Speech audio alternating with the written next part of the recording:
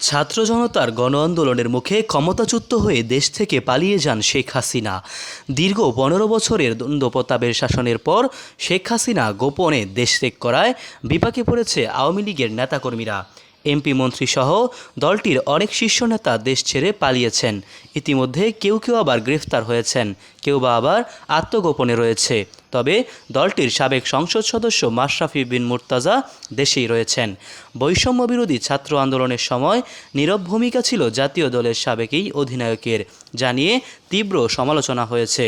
তিনি আওয়ামী লীগের সংসদ সদস্য হলেও সবার কাছে পরিচিত পেয়েছিলেন দ্য ক্যাপ্টেন হিসেবে। তাই মাশরাফির নীরব থাকা সামাজিক যোগাযোগ মাধ্যমে ক্ষোভ ঝেড়েছে তার ভক্তরা।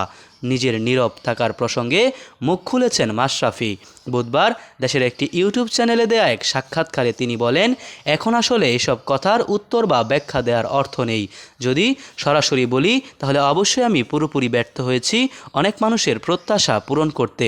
মাশরাফি বলেন, কথা যদি বলতেই হতো তখন কোটা সংস্কার আন্দোলনে অবশ্যই যৌক্তিক ছিল। আমার নিজের কাছে মনে হচ্ছিল এটা হয়ে যাবে।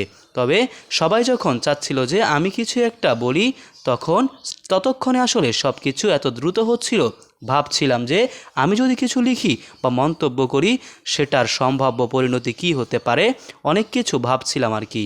সব মিলিয়ে কিছু লেখা হয়নি। জাতীয় দলের সাবেক এই অধিনায়ক আরও বলেন, আমি কিছু করার চেষ্টা করিনি তা নয়, আমি শুধু কিছু লেখার ভাবনায় থাকতে চাইনি।